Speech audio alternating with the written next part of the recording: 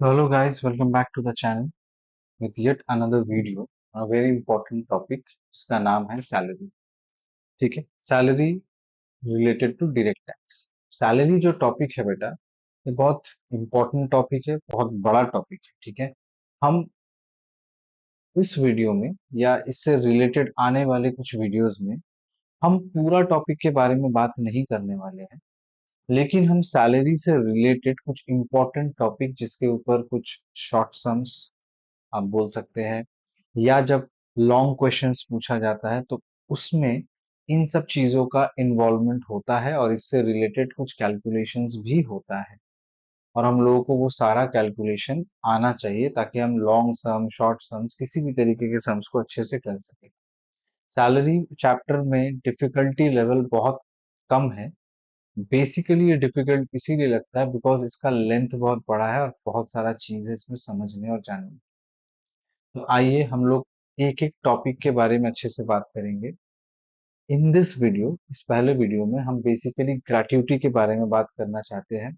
हमने notes already लिख करके रखा है ताकि आपको इजीली समझ में आ सके और वक्त भी कम लगे। तो चलिए फटाफट से स्टार्ट करते हैं। सबसे पहला, ग्रेट्युटी वो अमाउंट होता है, आप समझ ले, कि जो एक इंसान को मिलता है बिकॉज उसने एक लंबा और एक अच्छा सर्विस प्रोवाइड किया है। वो इंसान का नाम है एम्प्लॉय और उसको देता है उसका एम्प्लॉयर। अब इस ग्रेट्युटी में मिलने वाला पैसा को आप दो तरीके से रिसीव कर सकते हैं। एक, during the termination of your job period. ठीक है, जो कि अपना सेकंड टॉपिक है। ठीक है, ये अपना सेकंड टॉपिक है। और दूसरा है कि आप इसको रिसीव कर सकते हैं ड्यूरिंग योर सर्विस पीरियड। अगर आप इसको during your service period receive करते हैं बेटा, तो चाहे आप गवर्नमेंट एम्प्लॉय हो या नॉन गवर्नमेंट एम्प्लॉय, आपको पूरे अमाउंट पे टैक्स देना पड़ेगा। लेकिन अगर आप इसको रिसीव करते हैं at the time of termination of service, in that case, if you are a government employee, मतलब अगर आप दामाद जी हैं, हम गवर्नमेंट एम्प्लॉय को दामाद जी की तरफ से रेफर करते हैं क्योंकि उसको स्पेशल प्रायोरिटी दिया जाता है।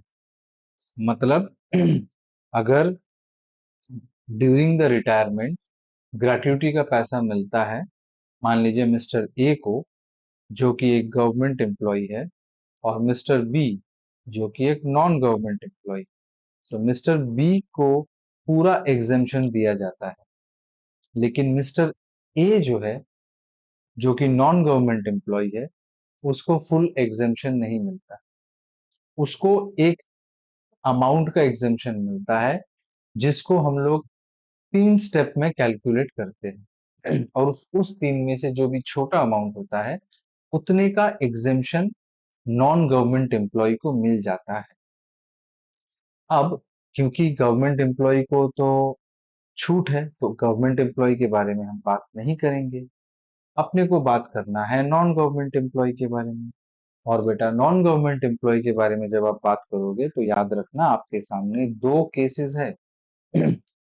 एक होगा और दूसरा बेटा जी नॉन होगा। होगा मतलब वो एम्प्लॉयज जो लोग पेमेंट ऑफ ग्रेट्युटी एक्ट के अंदर आते हैं, उसको हम लोग शॉर्ट में बोलते हैं पोगा। और जो employee payment of gratuity act के अंदर नहीं कवर होते, उन लोगों को हम लोग बोलते हैं नॉन पोगा। ठीक है, तो इस पोगा एम्प्लॉय के लिए कितना अमाउंट एग्जेम्प्ट होगा बेटा, इसका कैलकुलेशन अलग होता है और नॉन पोगा का कैलकुलेशन अलग होता है। हम इस वीडियो में इन दोनों के कैलकुलेशन के बारे में बात करेंगे और दोनों से रिलेटेड एक एक सम भी हम लोग सॉल्व करने वाले हैं। चलिए, सबसे पहला हम लोग स्टार्ट करते हैं पोगा से। अगर आप पोगा एम्प्लॉय है, ठीक है, तो आपका ग्रेट्युटी में कितना अमाउंट एग्जेम्प्ट होगा डिपेंड करता है इन तीन कैलकुलेशंस के ऊपर। ये एक, ये दो और ये तीन। ठीक है, अब चलिए क्या कैलकुलेशन है बताते हैं आप। पहला है एक्चुअल अमाउंट रिसीव, मतलब एक्चुअल में आपको कितना अमाउंट रिसीव हुआ। सेकंड, एक 20 लाख का स्टैट्यूटरी अमाउंट है, ठीक है। और थर्ड वाला ही सबसे मेन और तगड़ा एडजस्टमेंट है, वहीं पे स्टूडेंट्स कंफ्यूज हो जाते हैं। तो एक बहुत सिंपल तरीके से आपको समझाते हैं और आपको ध्यान से उसको समझना। पहले फॉर्मूला आप रीड कर लीजिए, देखिए स्क्रीन पे है formula. 15/26 into completed years of service, उसके नीचे हमने मेंशन किया है डोंट इग्नोर फ्रैक्शन, इसका मतलब हम बताएंगे, इनटू सैलरी लास्ट ड्रॉन, ठीक है। इन सभी के बारे में हम लोग बात करेंगे फटाफट से। आइए, देखिए 15/16 को याद रखने का एक सिंपल तरीका है, 15 अगस्त 26 जनवरी, आई रिपीट, 15 अगस्त 26 जनवरी, 15 अगस्त 26 जनवरी, ठीक है।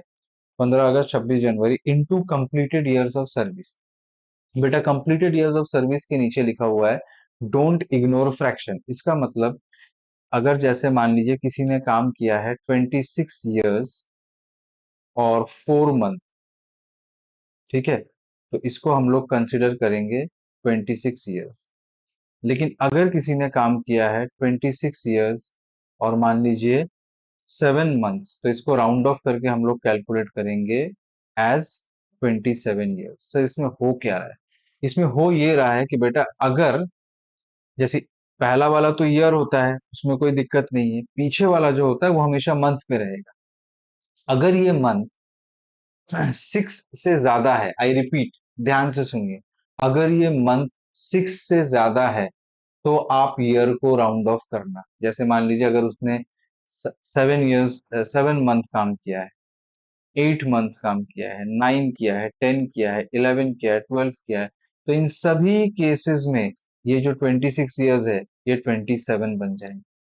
लेकिन अगर उसने 6 मंथ या उससे कम काम किया है तो इन दैट केस वो 26 ईयर्स ही रहेगा, वो राउंड ऑफ नहीं होगा। मतलब अगर उसने 6 महीना काम किया है, 5 महीना काम किया है, 4 महीना, 3 महीना, 2 महीना या 1 महीना, जितना भी महीना वो काम कर ले, लेकिन अगर वो 6 या 6 से कम है, इन दैट केस आपको राउंडिंग ऑफ का कोई जरूरत नहीं है, और हम लोग एज इट इज उसको 26 ईयर्स ही कंसिडर करेंगे। सब में 40, 60, 40, 15, 12 कुछ भी हो सकता है। बस हमने आपको बता दिया कि कब राउंड ऑफ करना है, जब महीना 6 से ज्यादा है और महीना 6 से कम है तो आपको राउंड ऑफ नहीं करना है। Hopefully I made my self clear. चलिए, तो ये फॉर्मूला का पहला पार्ट था 15 अगस्त 26 जनवरी। फिर यहाँ पे डोंट इग्नोर वाला पार्ट आया, और लास्ट वाला पार्ट है बेटा salary last last drawn. Last drawn मतलब जिस महीने में आपने रिटायरमेंट लिया, आई रिपीट, जिस महीने में आपने रिटायरमेंट लिया, रिटायरमेंट लेते वक्त जो लास्ट ड्रॉन सैलरी था आपका, जो लास्ट ड्रॉन सैलरी था आपका, और सैलरी का आपको पता है कि सैलरी चैप्टर में सैलरी का डेफिनेशन अलग अलग कैलकुलेशंस में अलग अलग तरीके का होता है। In case of POGA employ salary का कैलकुलेशन होगा बेटा जी basics plus DA, basic salary plus DA, last drawn आखिरी का जो सैलरी और डीए उसको मिला है, उसी का टोटल, ठीक है, उसी का टोटल आपको ले लेना है। और सबसे बड़ी इंपॉर्टेंट बात, ये जो भी आपने पढ़ा, ये ओल्ड और डिफॉल्ट टैक्स रेजिम दोनों को कवर करता है, ठीक है। चलिए, अब हम लोग आगे बढ़ते हैं फॉर नॉन पोगा एम्प्लॉइज। देखिए बेटा, ये भी हमने लिख के रखा आपके लिए। अगर आप नॉन पोगा एम्प्लॉइज है तो आपके लिए क्या ट्रीटमेंट अवेलेबल है। आपको भी यहाँ पे भी सेम चीज, मिनिमम ऑफ 3 चीज निकालना है, और तीनों में भी जो छोटा होगा उतना अमाउंट एग्जेम्प्ट होगा। यहाँ पे भी 3 चीज निकालना है बेटा, जो अभी आपको हमने बताया, तीनों को निकालोगे, तीनों में से जो छोटा होगा उतना अमाउंट जो है वो एग्जेम्प्ट हो जाता है। नॉन पोगा में भी सेम चीज, बस फर्क होता है कैलकुलेशन का, और वही फर्क हम बताने वाले हैं आपको भी। देखिए क्या फर्क होता है। सबसे पहला यहाँ पे भी आपको लेना पड़ता है अमाउंट रिसीव्ड क्या है, ओके। नेक्स्ट, यहाँ आपको लेना पड़ता है statutory amount, that is again fixed, that is 20 lakh. अब ये फॉर्मूला अलग है, जब आप पोगा को कवर करते हैं तो वहां पे 15 अगस्त 26 जनवरी आता है, जब आप नॉन पोगा को कवर करते हैं तो हाफ आता है, हाफ, ठीक है, into completed years of service. और बेटा यहाँ लिखा हुआ है कि आपको फ्रैक्शन को सीधा सीधा जो है इग्नोर करना है। देखिए लिखा हुआ है, आपको फ्रैक्शन को सीधा सीधा जो है वो इग्नोर करना है। इन दैट सेंस, मतलब बोलने का मतलब ये है कि जैसे अगर किसी ने मान लीजिए 30 इयर्स या 9 मंथ का भी सर्विस प्रोवाइड किया है तो हम उसको 30 ही कंसिडर करेंगे। यहाँ पे वो ग्रेटर देन 6 या स्मॉलर देन 6 वाला जो कंसेप्ट है वो बेटा यहाँ पे नहीं आता है। ठीक है, याद रख लिया अच्छे से। उसके बाद average salary for last 10 month drawn. ठीक है, मतलब जिस महीना ये बंदा रिटायर हुआ, ध्यान से समझिए, अगर मान लीजिए एक बंदा है वो रिटायर हुआ है 29 अक्टूबर 2023 पे। ठीक है, इस डेट पे वो बंदा रिटायर हुआ है। इसके लिए जब इस बंदे का आप एवरेज सैलरी निकालोगे 10 महीने का, तो याद रखिए जिस महीना वो रिटायर होता है उस महीने को काउंट पे नहीं लिया जाता है। आपका काउंटिंग शुरू होगा from the month of September, then August, then July, then June, then May, then April, then March. तो 1 2 3 4 5 6 7 मार्च, उसके बाद आ गया फेब, उसके बाद आ गया जैन, और उसके बाद दिसंबर। ये हो गया आपका 10 मंथ्स। इन 10 मंथ्स में जो भी उसको बेसिक सैलरी मिला है, जो भी उस बंदे का डीए है, और एक फिक्स कमीशन भी मिलता है जो कि टर्नओवर पे कैलकुलेट किया जाता है। इन सभी को कैलकुलेट करना है अलग अलग, और सबको ऐड करके 10 से डिवाइड करके एक एवरेज निकलता है, और उसी को हम लोग एवरेज सैलरी बोलते हैं। लेकिन सबसे बड़ी बात यहाँ पे जो हमने लिखा है स्टार दे करके, कि जो आपका 10 मंथ है वो शुरू होता है कब?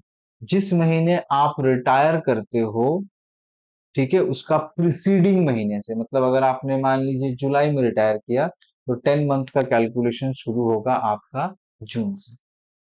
ठीक है, अगर आपको अभी भी समझ में नहीं आया तो कोई दिक्कत नहीं, जब भी हम लोग सम करेंगे तो आप लोग को क्लियर हो जाएगा। और एक चीज बता दें, एग्जामिनेशन पॉइंट ऑफ व्यू से नॉन पोगा ज्यादा इंपॉर्टेंट है, स्पेशली ऑनर्स कैंडिडेट्स के लिए।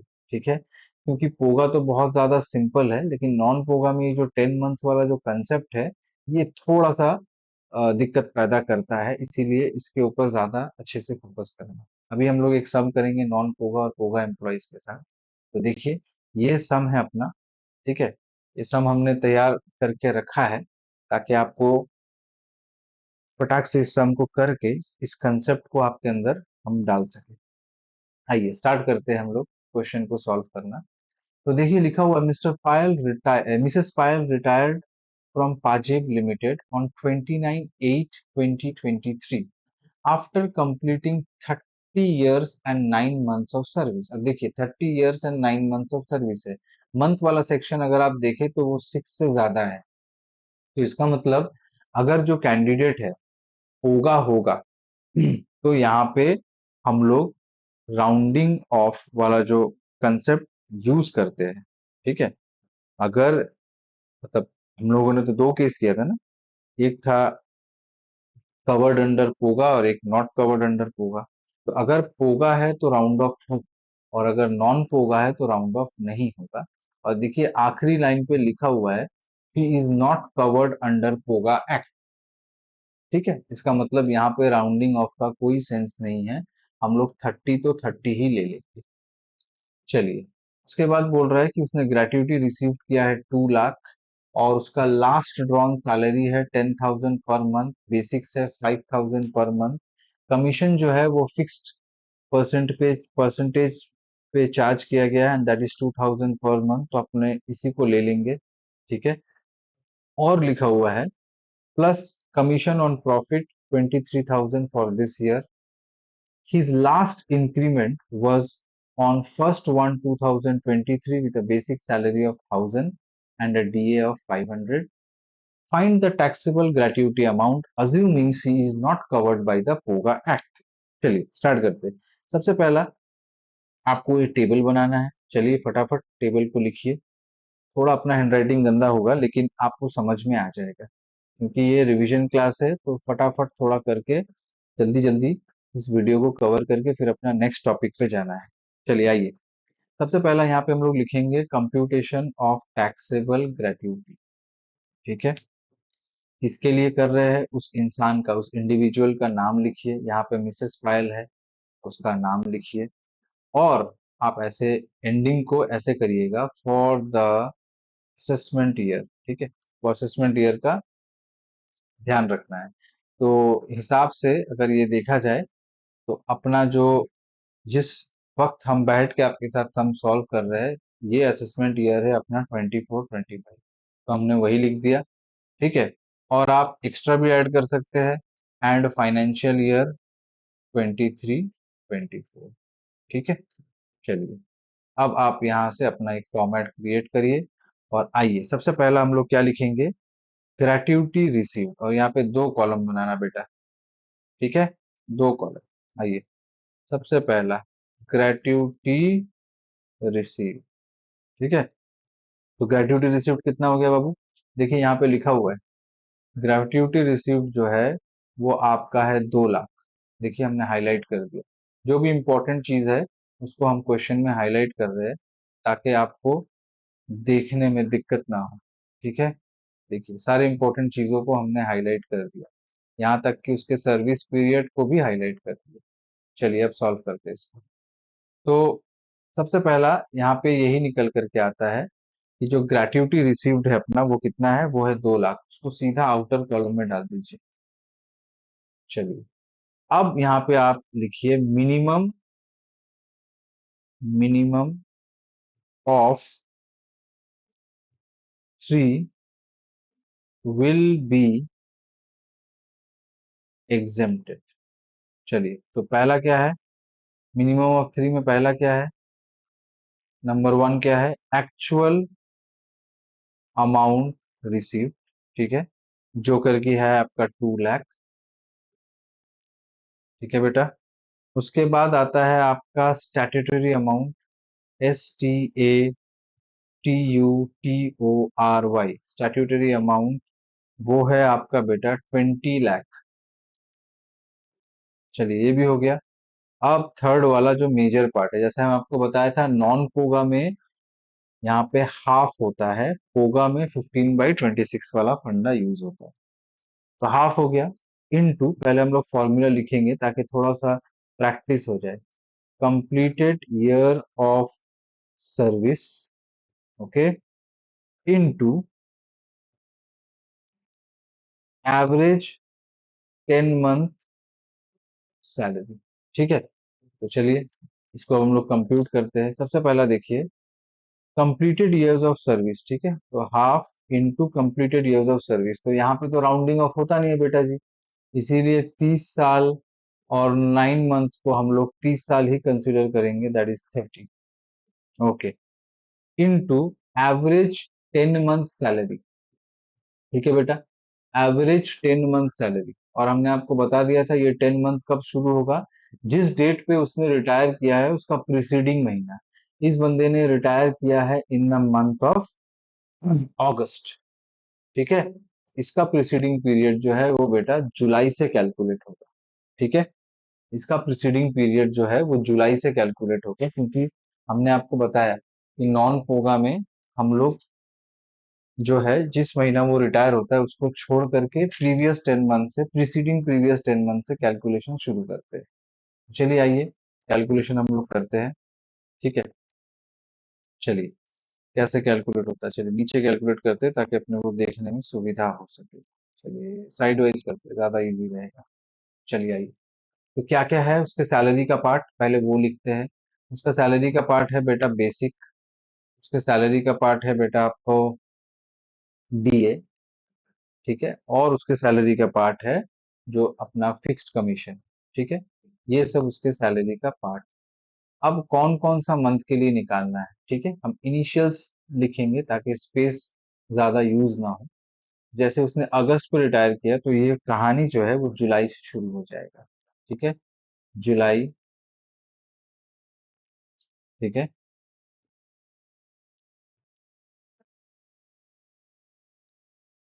जुलाई, जुलाई के बाद पीछे जाना है तो जून, उसके बाद मई, उसके बाद अप्रैल, उसके बाद मार्च, उसके बाद फेब, उसके बाद जैन, ठीक है, उसके बाद दिसंबर। चलिए एक बार काउंट कर लेते हैं, 1 2 3 4 5 6 7 8, ठीक है। यहाँ पे थोड़ा सा, हाँ ठीक है, हो गया ये। अब दिसंबर के बाद अपना आएगा नवंबर, और 2 महीना मतलब अक्टूबर लास्ट। चलिए हो गया, ठीक है। टेबल आपको इस तरीके से बना लेना है, ठीक है। और बाद में जाकर के यहाँ पे आपका टोटल निकलेगा, इसी टोटल को फिर नीचे टोटल करके डिवाइड कर लेंगे, वो कैसे करेंगे वो देखते हैं। चलिए पहले स्टार्ट करते हैं। देखिए क्वेश्चन में उन लोगों ने मेंशन कर दिया है कि इस बंदे का इंक्रीमेंट हुआ है जनवरी महीने में, ठीक है। सर दिखा दीजिए थोड़ा सा, कहाँ पे है, दिख नहीं रहा है, ये देखिए यहाँ पे, यहाँ पे क्लियरली लिखा हुआ है कि इसका इंक्रीमेंट हुआ है सैलरी में 1,000 रुपया जनवरी महीना, और जाकर के डीए में भी 500 रुपीज का इंक्रीमेंट हुआ है, और दोनों जैन में ही हुआ है, ठीक है। और फिलहाल के लिए उसका सैलरी है 10,000, ठीक है, और डीए है 5,000। तो चलिए स्टार्ट करते हैं, ठीक है। देखिए तो बेसिक सैलरी पहले जुलाई में उसका 10,000 ही था, ठीक है।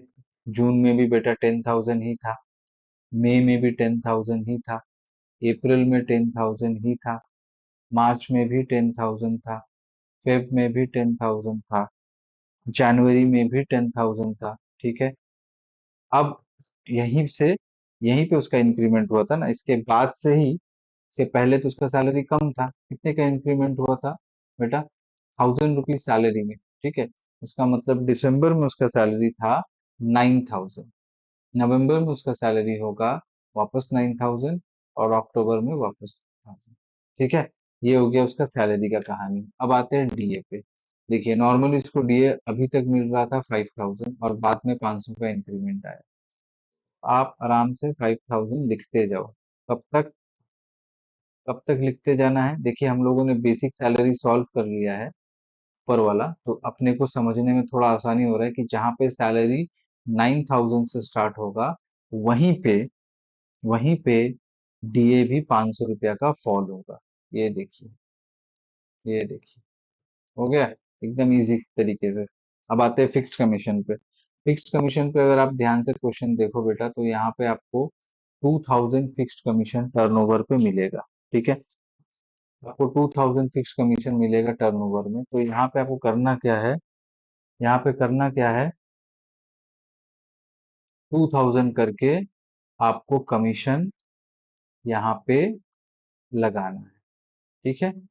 अब ये कमीशन जो है ये फिक्स्ड है, तो इन दैट सेंस हर बार जो है आपको 2,000 ही देखने मिलेगा। चलिए हो गया, निकाल लिए। 10 मंथ्स का हिसाब अपना कंप्लीट हो गया। अब इन सभी का टोटल निकाल लेते हैं, ठीक है। तो देखिए बेटा, अगर आप सैलरी को देखें तो आपको 1 2 3 4 5 6 7, 7 महीना करके 10,000 मतलब 70,000, और 3 महीना करके 9,000 मतलब आपका हो गया 27,000, दैट कम्स टू 97,000, ठीक है। ऐसे करके डीए का भी निकालोगे तो आएगा 48,500, और कमीशन का तो बेटा 20,000 होगा, क्योंकि 22,000 इंटू 10, ठीक है। तो देखिए इन सब का टोटल आ गया 165500, ठीक है। और इसको हम लोग डिवाइड करेंगे 10 मंथ से, तो ये निकल करके आएगा 16,550, ठीक है बेटा। अब आप इसको बिंदास यहाँ पे डाल दो, यहाँ पे आप इसको डाल दो 16,550, ठीक है। ये पूरा चीज को कैलकुलेट करो, ठीक है। तो ये आएगा 15। कैलकुलेटर हम यूज कर लेते हैं, ठीक है। आप लोग भी अपना कैलकुलेट करके देख लेना। चलिए एक बार कैलकुलेटर यूज करते हैं, हाँ आ गया। तो 16,550 इंटू 15, अगर ऐसा करते हैं तो ये अमाउंट निकल करके आता है 2,48,250। अब बेटा इन तीनों में से छोटा कौन सा है? सर इन तीनों में से छोटा है actual amount receive, that is 2 lakh. तो आप 2 लाख को यहाँ लिखो। ठीक है, मतलब आपको 2 लाख तक का एग्जेम्पशन मिल जाएगा ग्रेट्युटी के अमाउंट पे। तो आपको मिला भी था 2 लाख, एग्जेम्पशन भी 2 लाख है, तो इसका मतलब ग्रेट्युटी जो भी मिसेस पायल को मिला है, उसके ऊपर उसको 1 रुपया का भी टैक्स देने का जरूरत नहीं है, बिकॉज कैलकुलेशन के थ्रू उसका जो एग्जेम्पशन अमाउंट है और जो अमाउंट रिसीव्ड है वो दोनों सेम होने के कारण उसको कुछ भी पे करने का जरूरत नहीं। ठीक है बेटा जी, हो गया। ये था पोगा वाला, नॉन पोगा वाला सिचुएशन। अब हम लोग आते हैं एक ठो पोगा वाला सिचुएशन भी देखते हैं। हालांकि एग्जामिनेशन में बहुत कम पूछा जाता है, लेकिन फिर भी इम्पोर्टेंट है, तो इसके बारे में भी हम लोग बात करेंगे। आइए, चलिए। पोगा का फॉर्मूला एक बार फिर से अगर आप देखना चाहे तो ये देख लीजिए। 15 अगस्त बाई 26 जनवरी, कंप्लीटेड ईयर जिसमें फ्रैक्शन को अवॉइड मत करना। 6 या 6 से ज्यादा होगा तो राउंड ऑफ किया जाएगा। उससे कम होगा तो राउंड ऑफ नहीं पॉसिबल है। ठीक है, आई रिपीट, 6 से ज्यादा होगा तो ही राउंड ऑफ होगा। ठीक है, 6 से ज्यादा होगा तो ही राउंड ऑफ होगा, और 6 से कम होगा तो राउंड ऑफ पॉसिबल नहीं है। ठीक है बेटा, चलिए, कवर हो गया। ये फॉर्मूला आपके पास है। चलिए इसको यूज करके अपना ये वाला सम कवर करते हैं। देखिए यहाँ पे क्या बताया गया है। यहाँ बोला गया है कि मिस्टर अश्विन रिटायर्ड ऑन 7 जुलाई 2023। ठीक है, after completion of 27 years and 6 months। तो हम बताए थे कि आपको 6 से ज्यादा होना पड़ेगा तभी आपका राउंडिंग ऑफ जो है वो पॉसिबल है। ठीक है, तो यहाँ पे अगर आप ध्यान से देखो तो वो 6 है, 6 से ज्यादा नहीं है। ठीक है, इन दैट केस हम लोग 27 years लेके ही सम को आगे बढ़ेंगे।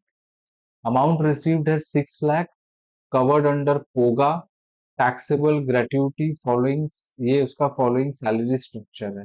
सैलरी उसका 5,000 था per month, dearness allowance 3,000 per month, turnover commission जो है वो 1 लाख का है, और फीस जो उसको मिल रहा था वो 1,000। ठीक है, तो चलिए वापस से हम लोग टेबल बनाते हैं, लेकिन उससे पहले एक हेडिंग डालिए। क्या हेडिंग डालेंगे हम लोग? जो पहले लिखे थे वही, कंप्यूटेशन ऑफ, देख लीजिए ये अमाउंट था, computation of taxable gratuity of mister Ashwin for the assessment year 2024-25। ठीक है, और फाइनेंशियल ईयर 2023-24। ठीक है बेटा, चलिए आइए फटाफट सॉल्व करते हैं। सबसे पहले लिखते हैं जो हम लोग लिखते हैं नॉर्मली, ग्रेट्युटी रिसीव्ड। ठीक है, तो ग्रेट्युटी रिसीव्ड में हो गया बाबू 6 लाख। इसके बाद हम लोग लिखते हैं जो मेन चीज आता है, minimum of 3 will be exempted. तो इसमें सबसे पहला क्या आता है, एक्चुअल अमाउंट रिसीव्ड। ठीक है, तो एक्चुअल अमाउंट रिसीव्ड यहाँ पे कितना हुआ बेटा? यहाँ पे एक्चुअल अमाउंट रिसीव्ड हुआ, देख लीजिए 6 लाख है, वो यहाँ से भी आपको देखने मिलेगा। ठीक है, चलिए 6 लाख लिख दिए। अच्छा, इसको बाहर भेजना था, गलती हो गई। चलिए 6 लाख लिख दिए। इसके बाद हम लोग क्या लिखते हैं इसके, स्टैट्यूटरी अमाउंट। स्टैट्यूटरी अमाउंट हो गया भाई बेटा 20 लाख रुपए। ठीक है, और आखिरी वाला क्या है, 15 अगस्त 26 जनवरी into completed years of service, that is 27, okay, into salary last drawn, into salary last drawn, क्या होगा इसमें, into salary last drawn। तो लास्ट सैलरी देखिए कितना ड्रॉ किया था, 5,000 रुपीज उसका बेसिक सैलरी था, 3,000 रुपीज डीए था, और 1 लाख रुपीज का जो है कमीशन था। लेकिन हम लोग को पता है कि हम लोगों ने जो फॉर्मूला लिखा था तो बताया था कि यहाँ पे सिर्फ सैलरी और डीए आता है। चेक करिए, ये देखिए हमने बताया था कि सिर्फ सैलरी और डीए आता है, तो वही लेना है, सैलरी और डीए। ठीक है, चलिए आगे बढ़ते हैं। तो सैलरी और डीए कितना हो गया, सैलरी हो गया 5,000 और डीए हो गया 3,000, दैट इज 8,000। इस पूरे चीज को हम लोग सॉल्व करते हैं कैलसी में, आइए। 15/26 जो भी आएगा इंटू 27 आया, 15.57 पॉइंट पॉइंट समथिंग इंटू 8,000। तो इसको सॉल्व करने के बाद निकल करके आया है, पॉइंट पे ही आंसर आया है, दैट इज 124,615। ठीक है, डेसिमल के बाद 3 है इसलिए राउंडिंग ऑफ का कोई जरूरत नहीं है। तो देखिए इन तीनों में से छोटा अमाउंट कौन सा है, सबसे छोटा अमाउंट है 124,615। इस छोटे अमाउंट को हम लोग यहाँ लिख देंगे 124,615, और माइनस करके बेटा जो अमाउंट निकलेगा उतने के ऊपर हम लोग को टैक्स पे करना है। और जिस फिगर से हमने माइनस किया वो है अपना exempted amount. So guys, hopefully आपको वीडियो अच्छा लगा है, अच्छा लगा होगा। अगर अच्छा लगा होगा तो प्लीज लाइक शेयर और सब्सक्राइब जरूर करें। नेक्स्ट वीडियो में हम लोग वापस से एक दूसरा इम्पोर्टेंट टॉपिक है उसके बारे में बात करने वाले हैं, जिसका नाम है leave salary encashment. Till then, thank you.